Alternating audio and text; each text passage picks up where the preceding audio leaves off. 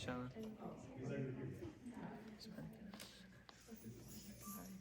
Bismillahir Rahmanir Rahim. Walhamdulillahi Rabbil Alameen. وأفضل الصلاة وأتم التسليم وعلى آله وصحبه وسلم أجمعين. نويت التعلم والتعليم والتذكر والتذكير والنفع والانتفاع والإفادة والاستفادة والحث على التمسك بكتاب الله وسنة رسول الله صلى الله عليه وسلم والدعاء على الهدى والدلالة على الخير وكل ما نواه مشايخنا ابتغاء وجه الله ومرضاته والثواب وقربه سبحانه وتعالى. Welcome inshallah to everyone who's rejoining us and who's joining us for the first time. I see a few new faces. Inshallah, we'll do some introductions at the end as well. We'd love to know each and every one of you. But we begin in the name of Allah subhanahu wa ta'ala, who we acknowledge is Ar-Rahman Ar-Rahim, the most gracious, the most merciful. And we begin with the salawat upon our beloved sallallahu alayhi wa sahbihi wa sallim, the most perfect of character and the most perfect of all of humanity that was ever created and ever will be created. And particularly on this blessed night, which for those of you who don't know, and we'll talk about this very briefly at the end as well, is not only, the eve of Jum'ah, which we know is one of the most blessed times of the week, and it has a special barakah in it. And there are special moments of unveiling for people in it who are seeking that from Allah subhanahu wa ta'ala and who dedicate themselves to turning to Him. Many of the great ulama of the past would say that a true scholar, and this actually is what they do, in the blessed city of Tarim and all around the world. But on Jum'ah, they dedicate all of Jum'ah before Maghrib and the night before, all of the entirety of the night, purely to sitting for for the entirety of the night, sending salawat and doing istighfar, because they recognize the blessing that is in this night. And so not only is it that night, right, that we gather on every single week, but it's also, we don't know this yet, I didn't see the moon, but potentially the end of the Islamic year. And as we talked about for the Al-Hijjah, that being one of the sacred months, but Muharram is also one of the blessed and sacred months. And the beloved sallallahu alaihi wasallam, he tells us that there is no month in which there is more reason and more encouragement to fast after Ramadan than this month, Muharram. And we've heard this actually about other months, right? Not in this wording specifically, but we've heard about the different blessings in Dhul Hijjah and the different blessings in Dhul Qa'dah even and the months before. But the point being is Allah subhanahu wa ta'ala, He recognizes even from last week to this week we've made mistakes.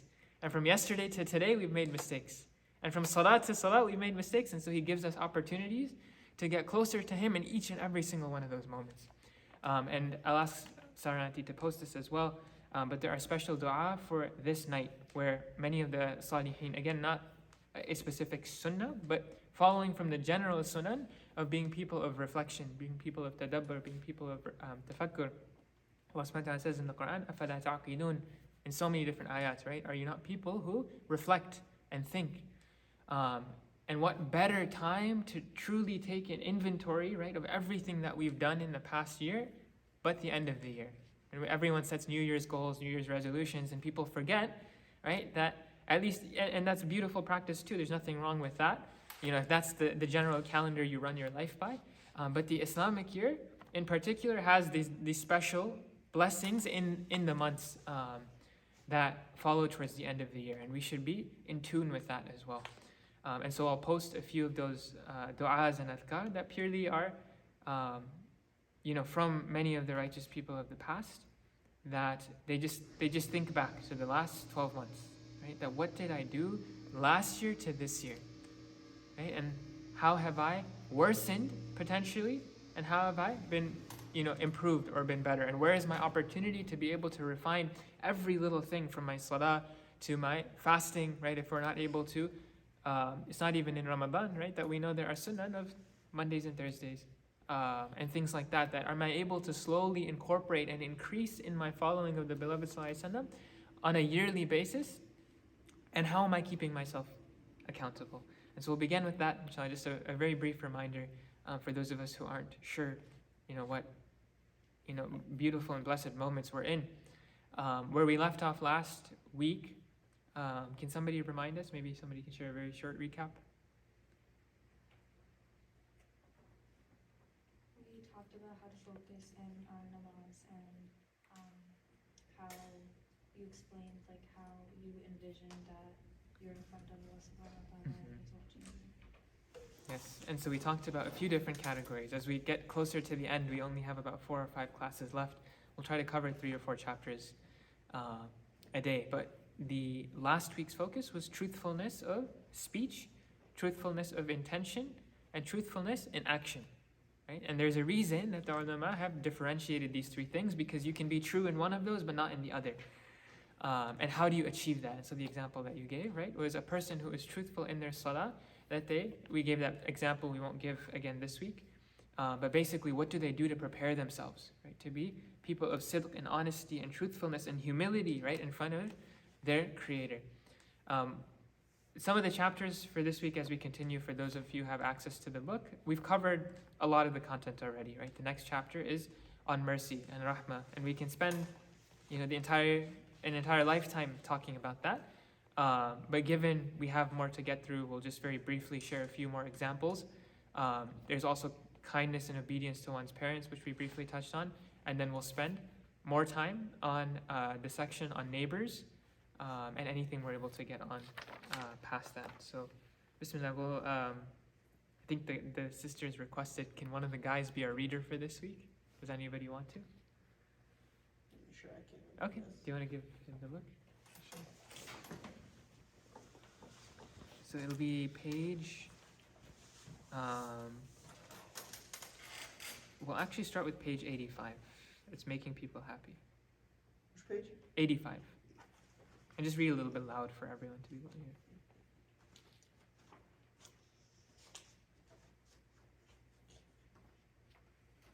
So, do I start from this? You can start from there. Okay. Lesson 13, making people happy. If mercy is established in the hearts of the believers, it arouses in them a desire to make other people happy. So pause there just very quickly, right? So we talked about rahmah.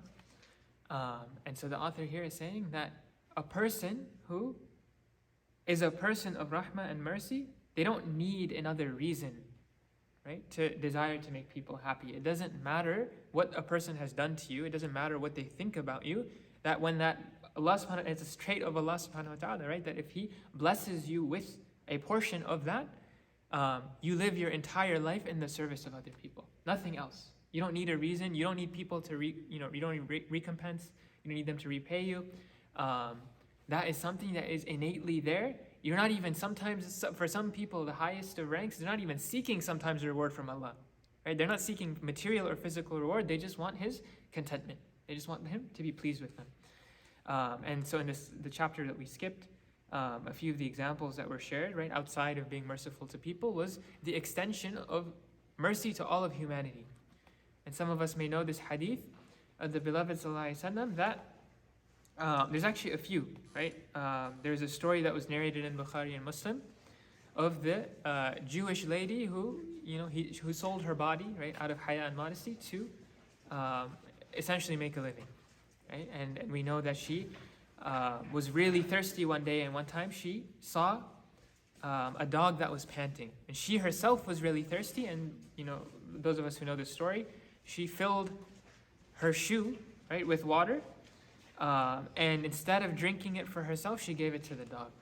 And this was something that was so beloved, right, to Allah subhanahu wa ta'ala, the mercy that she extended to that dog, that not only did He have mercy upon her, but that He forgave that lady and gave her a chance for tawbah, right? And when we say gave a chance, it's not just that. There's always a chance, right, for tawbah. But that He inspired her to turn towards Him, subhanahu wa ta'ala.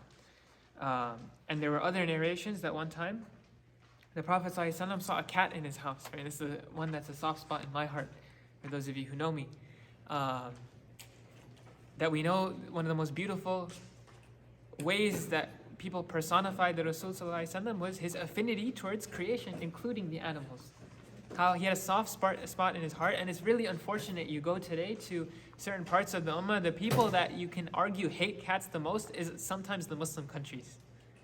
Right? And it's very sad, and sometimes you see it's not everyone, but sometimes you see the way that people treat creation. And you know that this is not from the sunnah of the Rasul ﷺ. There was one time I was in Jordan, somebody saw literally a cat in their house, and they treat them like rodents. So what they did was they just opened their window and they threw the cat into the trash can, as if it was just something disposable, right? This was not something that is going to testify in front of Allah subhanahu wa ta'ala about the way that not only you treated it, but the way that you may have even looked at it, right? As if we think that sometimes these creations don't have feelings of their own, but also don't have an aql. These were creations that we have narrations of the Sahaba who witnessed this, and there are actually, again, speaking, this is about the ghaib and the unseen, but there are people who today witness this. If Allah subhanahu wa ta'ala lifts the veils from their heart, but there were Sahaba that saw the immense emotional burden and difficulty that the trees that the Prophet ﷺ leaned on by the mimbar, that when he moved his mimbar, that the tree began weeping and weeping. And they were astonished by this, right? And scientifically, and there's a book, for those of you who are into biology or things like that, there's a book called The Hidden Life of Trees that I was reading a few years ago. And you read these things and you're just like, subhanAllah, right? Like on the surface you look and you think it's an inanimate object, or if you got some level of intellect, you think that obviously it's a living object because it had life to it. But you don't realize the immense ecosystems and literally the social circles, right, that the trees have for themselves, and it makes you reflect and think. And so there was this hadith that one time, the Prophet ﷺ, he had a cat in his house, and the cat saw some water in a dish and that it wanted to drink from it. But it couldn't reach it, right? It was too far from it. So the Prophet ﷺ, he came and he moved the bowl closer to its mouth. And one of the Sahaba, they asked him, Ya Rasulullah, why are you going out of your way for this cat? Right? Why are you doing this for a cat? And he said a few things. One, he addressed why that person said that. The Sahaba, he said, why are you doing this for a cat? So the Prophet ﷺ, he recognized that either he saw no value in the cat or he saw that cat as something impure. And so he began, sallallahu alaihi wasallam, and he said that number one, it's not impure. Right? These thoughts that you have of these things being lesser to a certain degree, that number one, it's not impure. And that number two, that it is a cat or a creature which goes around and walks around amongst you. And why does he use that language? Right? That it's something that goes around amongst you. We've actually heard this in the ayat of the Quran, that لَقَدْ جَاءَكُمْ رَسُولٌ مِّنْ أَنفُسِكُمْ عَزِيزٌ عَلَيْهِ مَا عَنِتُمْ حَرِيصٌ, that from you, we've sent you a messenger who cares deeply and immensely for you. But Allah subhanahu wa ta'ala is characterizing the Prophet ﷺ as what? As a person who's from amongst you. He's not a stranger. He's not somebody just, of course he has a higher level than you, but he's from you. He's just like you. And not only that, but he cares deeply and immensely about you and the things that you're going through. And this applies by extension to all of his ummah. And he said this in his own words, sallallahu alaihi wasallam, right? That everything that we're going through in our lives, that he has an immense care and concern for that. And so similarly, he uses the same language, that this is somebody that is a creature that is from amongst you. Right? And anything that is amongst you, why would you not be merciful towards that? And so he's teaching his Sahaba this. That, in other words, this is somebody not only from amongst you, but that he performs, or it performs, some level of service from amongst you.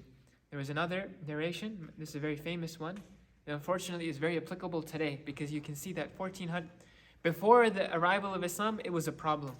And after the arrival of Islam, it's still a problem, first and foremost amongst the Muslims. That a companion saw, or not a companion, I can't recall if it's a companion at the time, but somebody had seen the Prophet ﷺ kissing some of either his grandchildren, radiallahu anhum, or some of the children that he was just being kind towards.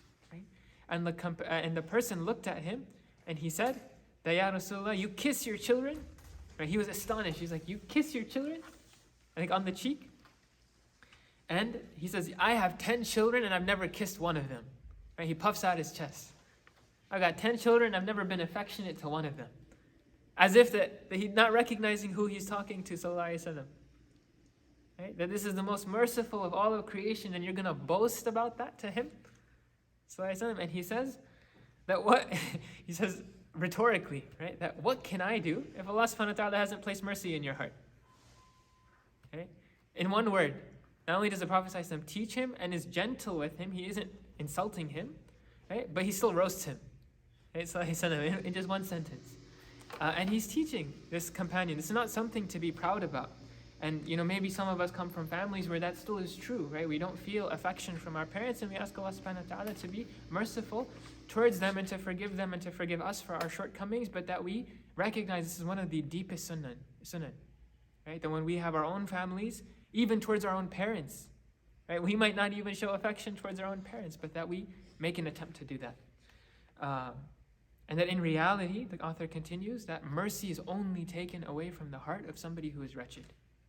It is not something to be proud of. And we ask Allah subhanahu wa ta'ala to allow us to have a portion of the mercy that He has and that He granted His Rasul sallallahu alaihi wasallam, and make us pillars, right? And people walking that when they see us, they recognize we're the first people that they come to when they need something. We're the first people that they come to when they have a difficulty, when they need somebody to empathize with them, and they need somebody to sympathize with them, because this is from the akhlaq of the Rasul sallallahu alaihi wasallam. And we'll continue, inshallah. Begin the chapter. The previous chapter covered some of the meanings of mercy, and although a book of this size and nature cannot do justice to the topic, the intention was to underline the greatness of this quality. It is sufficient for believers to do their utmost to embody such qualities and to aspire to them.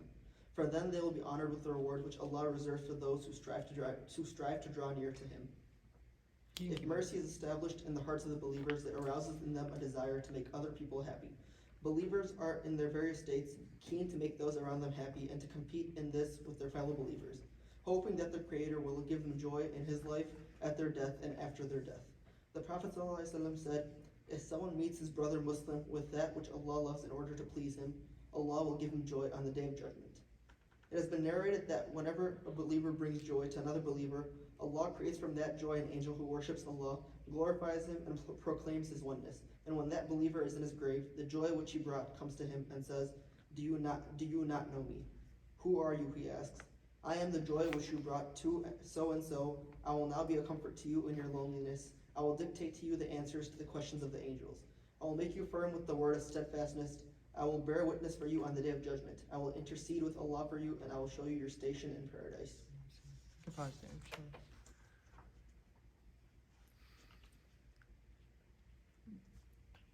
When you read some of these hadith, not only do they make you, realize a lot of the deficiencies in yourself, but, for those of you who have friends who have passed away or families who have passed away, these really hit home, because you recognize,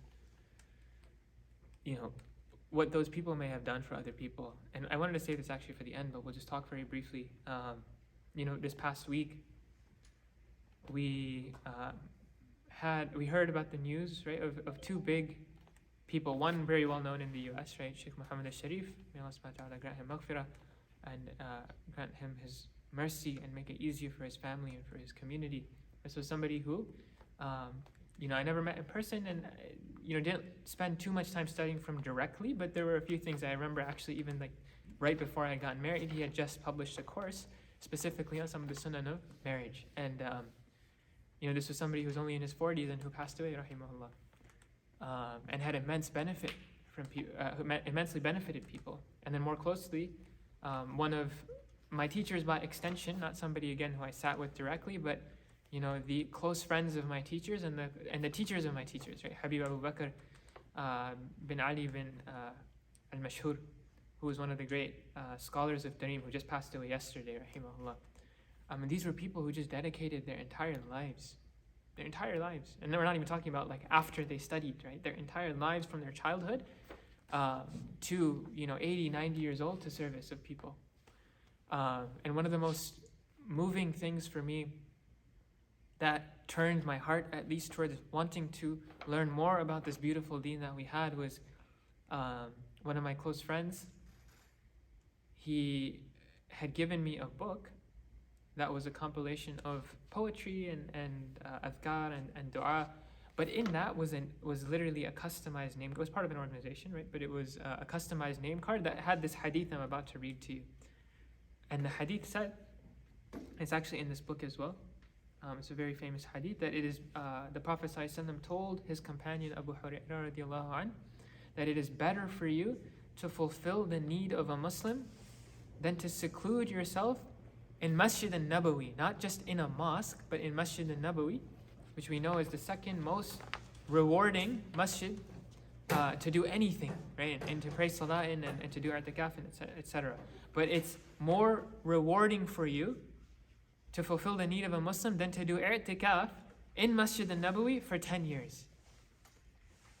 And the narration continues and it talks about the different ways you fulfill a need, whether it's feeding someone who is hungry or relieving someone of a debt or making someone smile, right? Or relieving them of their hardship. And I was going through such a hard time in my life at that time that just getting that and reading that hadith just blew my mind.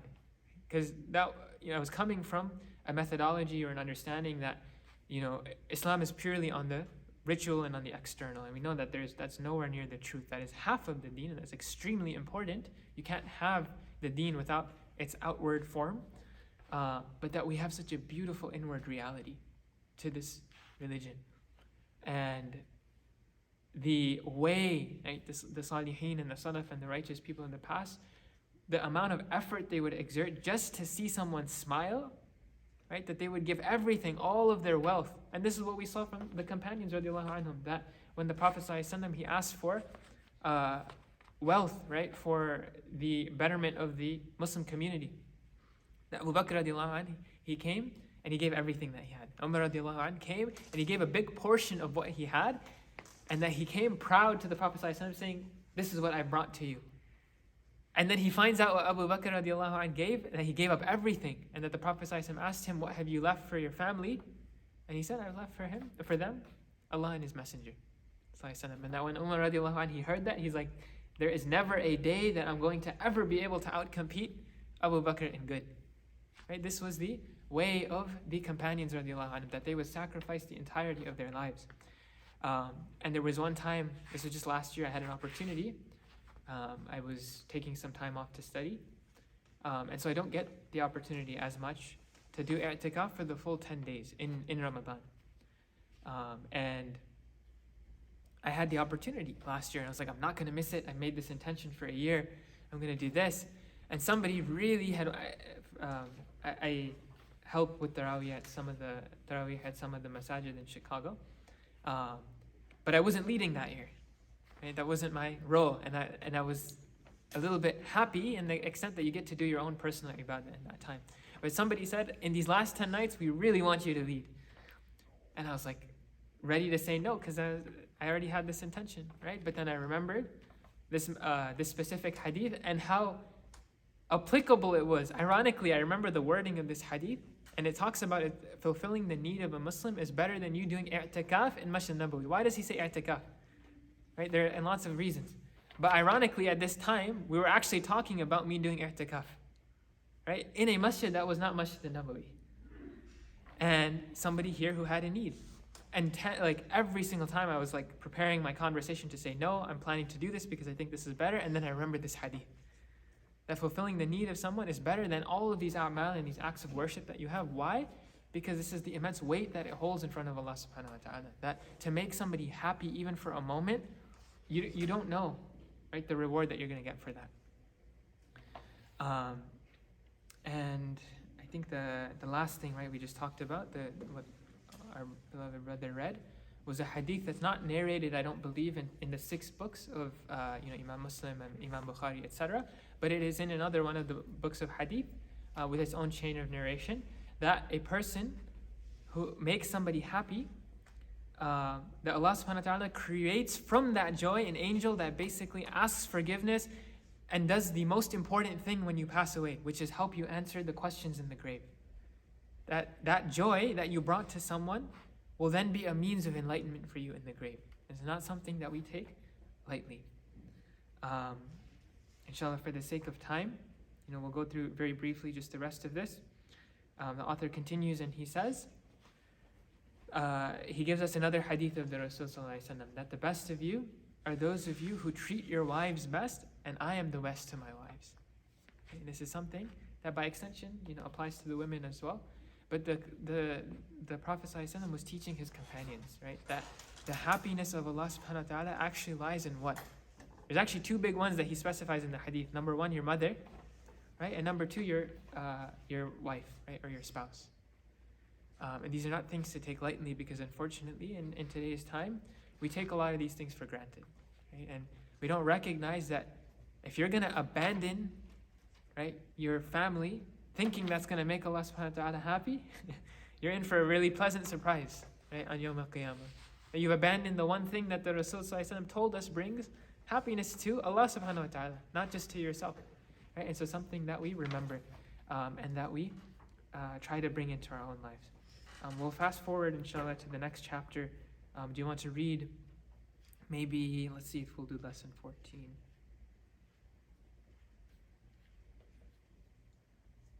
Yes, we'll very briefly do lesson 14. Do you want to read that, inshallah? Okay. Those who venerate Allah know that Allah has ordered them to venerate their parents. And what is the chapter, the title of the Showing chapter? kindness to one's parents. Yes, showing kindness to one's parents. You can go on and you can read chapter 2. Or sorry, not chapter 2, paragraph 2. Paragraph 2. Mm-hmm.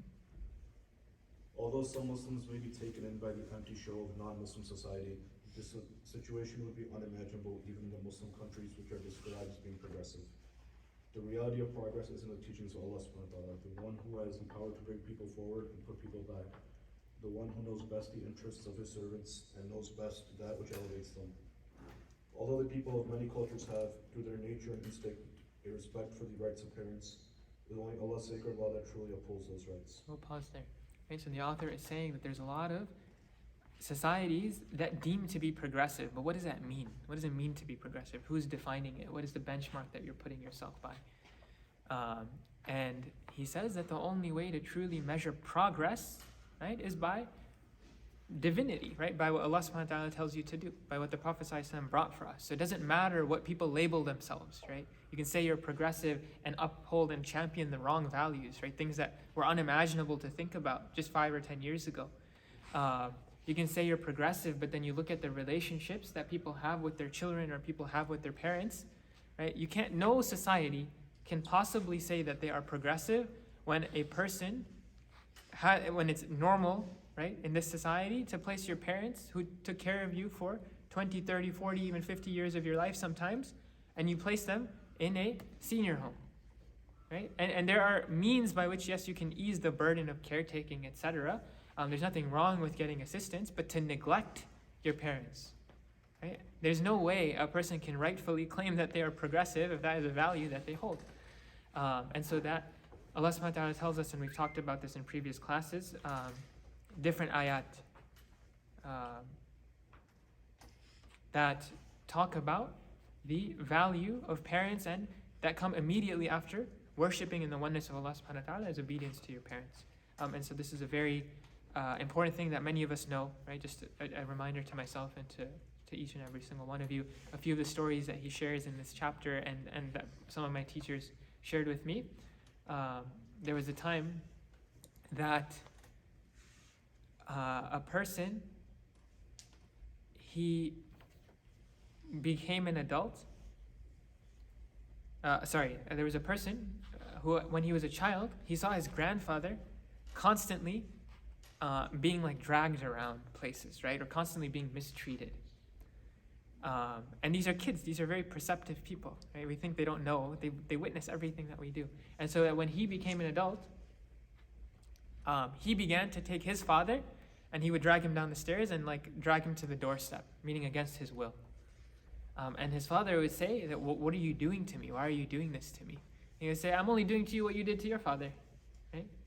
That sometimes people don't even question it, right? They think that's normal. And this extends to everything, the way that you speak to your parents, right? Unfortunately, we live in a society where it's commonplace to even raise your tone, right? To use the wrong language.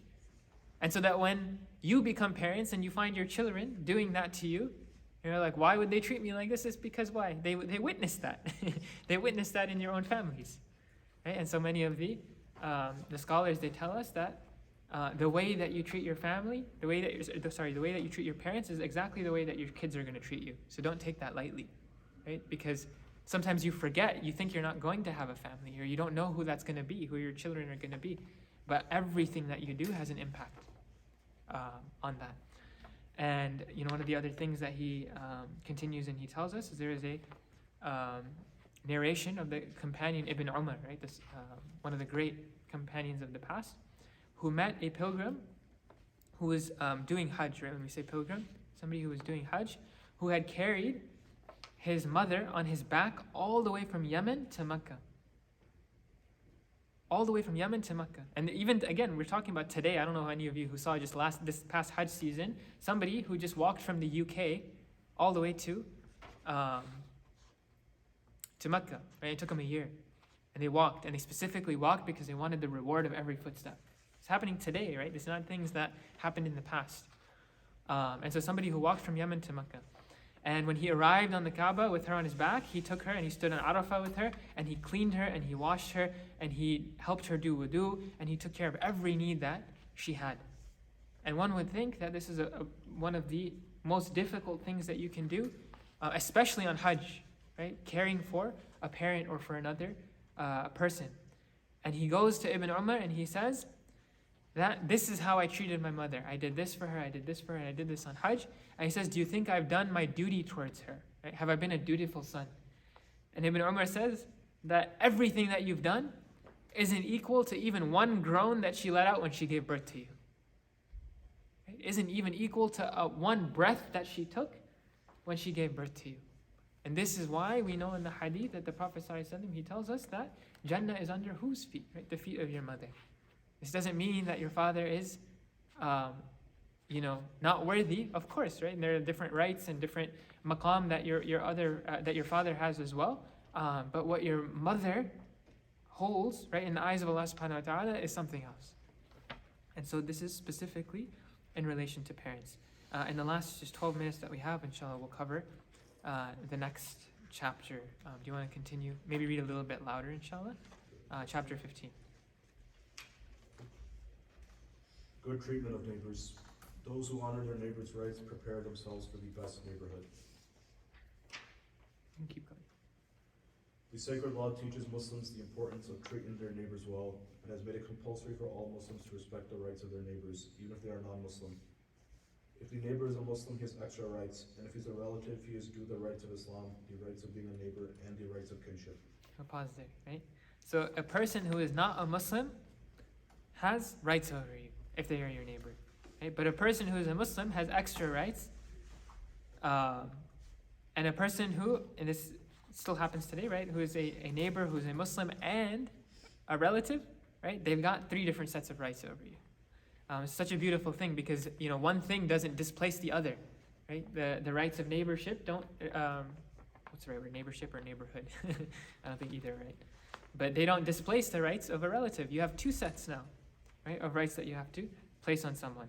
And the Prophet ﷺ, this paragraph continues. He said that Jibreel alayhi salam would continuously remind me of the rights of the neighbor until I thought that he would make him amongst one of my inheritors. This is a very, very deep thing in a society that's lost any concept of friendly communities and the rights of neighbors, right? That he thought, sallallahu alaihi wasallam, that Jibreel was going to make your neighbor somebody who would inherit from you.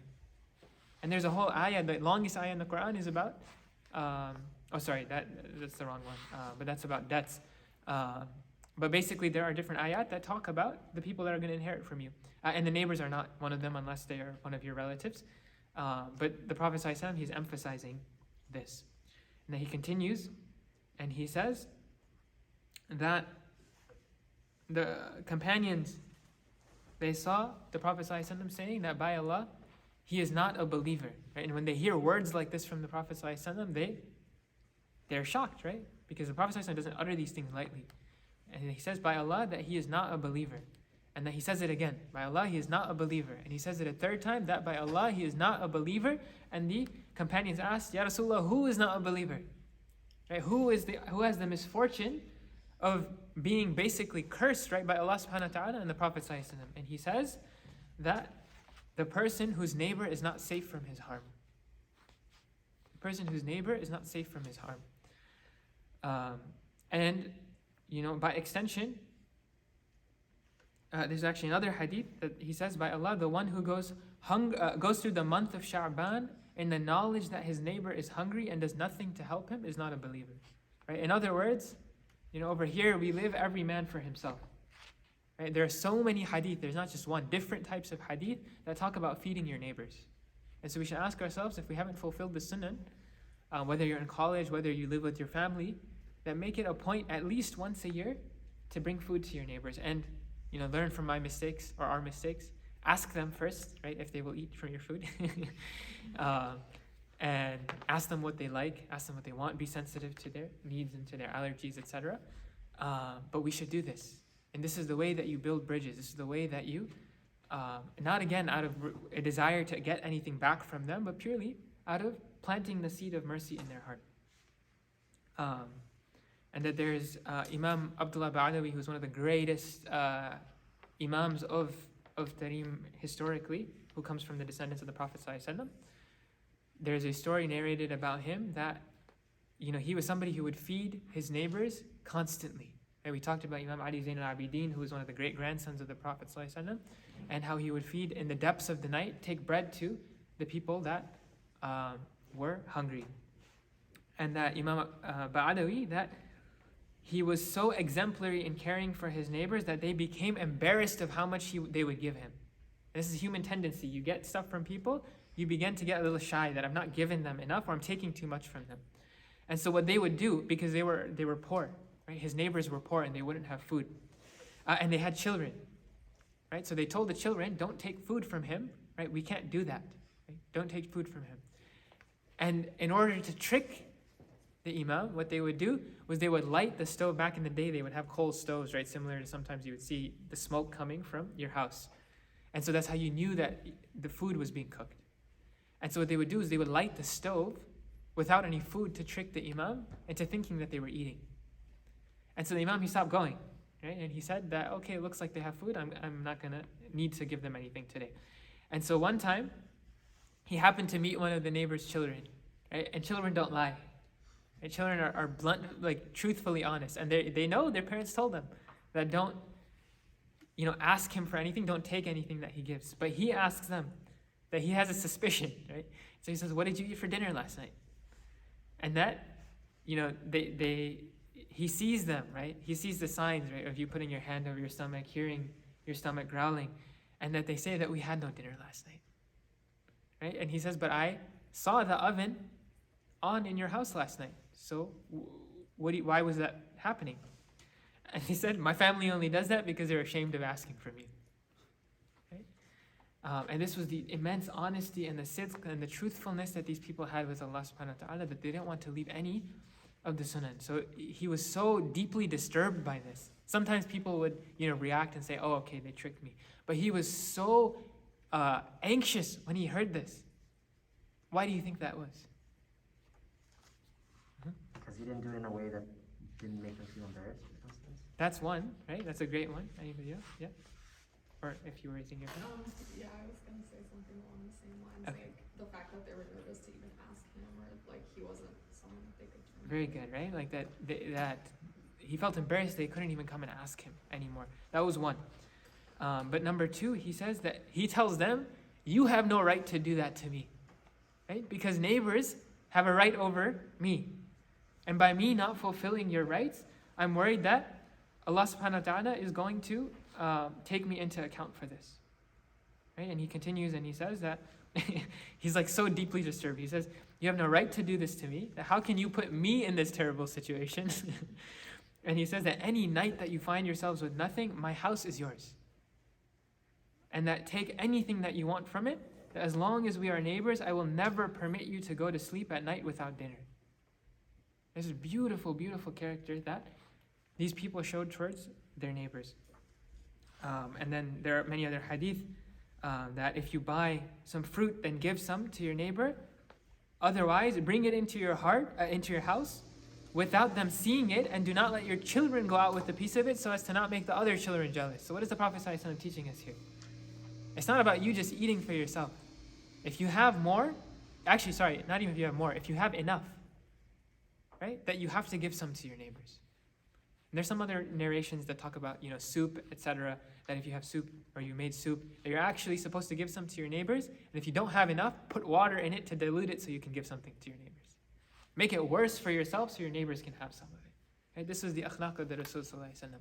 And that, not only that, if you don't have enough, that hide it. Not out of, stinginess or anything like that. The better thing to do is actually to even give that, to prefer them over yourself. But he's saying, recognizing who he is speaking to, that at the very least don't evoke emotion from your neighbors such that it makes them eye something that they're not able to have.